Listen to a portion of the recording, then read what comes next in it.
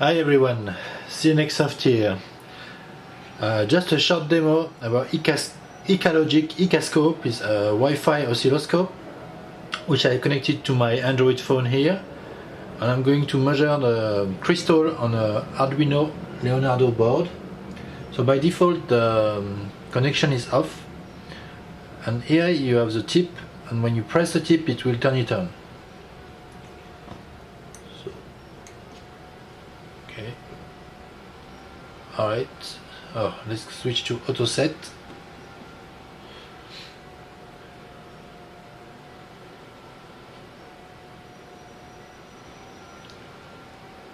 And now it will display the waveform, and we can check the frequency should be 16 MHz, and that's the case. Alright, very short demo. Thank you for watching. Bye bye.